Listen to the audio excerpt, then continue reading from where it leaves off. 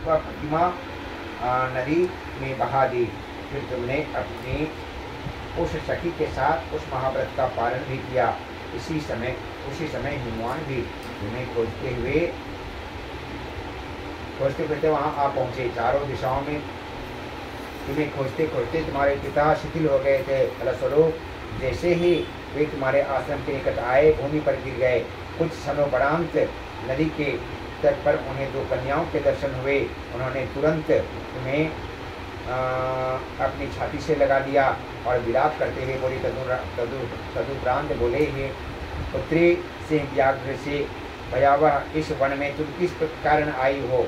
तब पार्वती जी ने उत्तर दिया, हे पिता, मैं पूर्व ही स्वयं को शिव जी को समर्पित कर चुकी थी। आपने उनके साथ विवाह की बात नहीं मानी, इसी कारण मैं उस बिहर वन में चली आई। भगवान ने उसे धैर्य बंधाया, यह पुत्री, तुम्हारी इच्छा के प्रतिकूल कुछ भी नहीं होगा, नहीं करूँगा।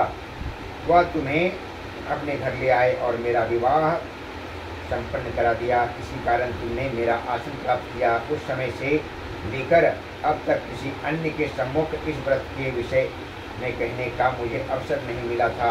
हे देवी, अब मैं तुम्हें यह वृतांत सुनाता हूँ। इस व्रत को हरतालिका के नाम से क्यों कहते हैं?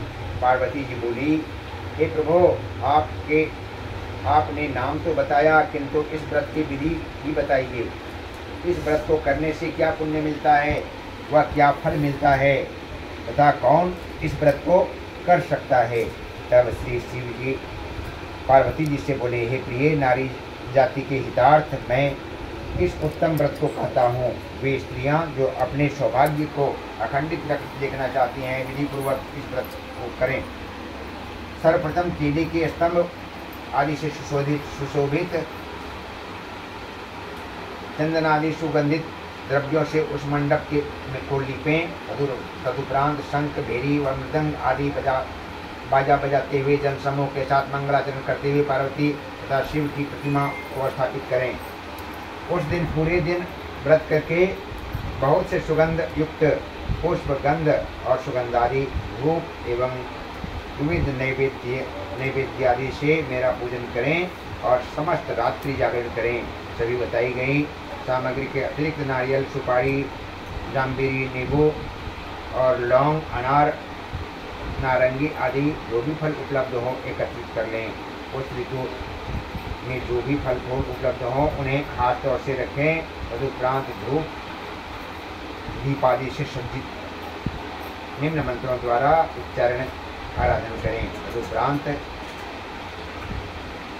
शिवाय, शिवरूपण्ये यहाँ से लेकर प्रसन्ना भव पार्वती तक के मंत्रों को उच्चरित करके वंदन करें। इसका अर्थ है, हे शिवे, शिवरूपिणे मंगले, सब संपदाओं की दात्री देवी, हे शिवरूपे आपको नमस्कार है। हे शिवे, आपका सर्वदा नमस्कार है। हे ब्रह्मरूपिणे आपको नमस्कार है। हे जग को धारण करने वाली आपको नमस्कार है। शेर पर सवारी करने वाली, विश्व के भय से भयभीत मेरे जैसे दरिद्र की रक्षा करें। इस इच्छा को पूर्ण करने हेतु मैंने आपकी आराधना की है। हे पार्वती, मुझे राज्य तथा सौभाग्य प्रदान करें। मुझे राज्य तथा सुख सौभाग्य प्रदान करें। मुझ पर कृपा दृष्टि रखें। मंत्रों के द्वारा पार्वती तथा शिव जी की पूजा करें। उसके बाद दर्शित हो विधि से कथा श्रवण करें तथा ब्राह्मण को वस्त्रादि, गोदान तथा स्वर्ण आदि प्रदान करें। स्त्री पुरुष दोनों मन लगाकर एक साथ आराधन करें। तदंतर वस्त्रादि जो भी हो उसका संकल्प करें। हे देवी, जो भी नारी इस विधि से मेरी आराधना करती है उसे सब पापों से मुक्ति मिल जाती है। वह 7 जन्मों तक सुख तथा सौभाग्य प्राप्त करती रहती है। लेकिन जो नारी तृतीया के तिथि को व्रतादि न करके भोजन या खाद्य पदार्थ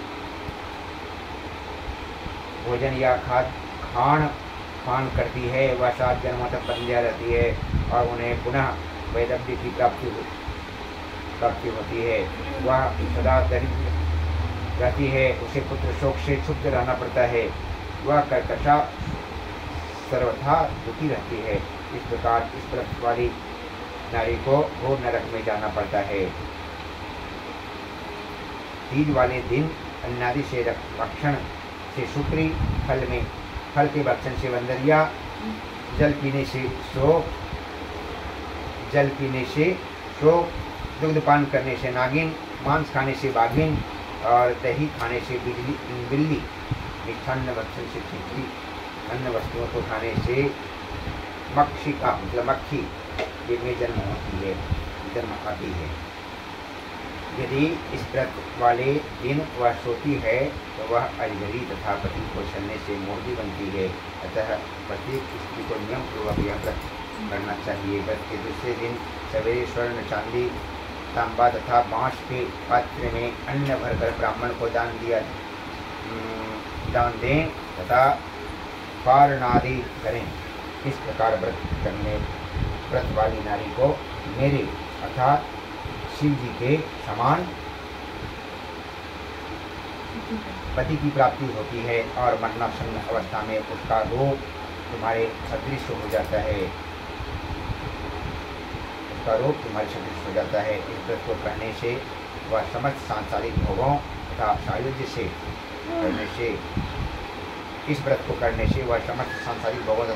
से मुक्ति की भागी होती है। इस हरतालिका की कथा भाग्य के श्रवण से प्रत्येक प्राणी को 1 सहस्त्र अश्वमेध यज्ञ और सैकड़ों वाजपेयी यज्ञ के करने का पुण्य फल मिलता है। हे देवी, मैंने तुम्हें जिस व्रत का विधान बताया है वह सब व्रतों में अत्युत्तम है, यह संशयहीन है। श्री हरतालिका व्रत कथा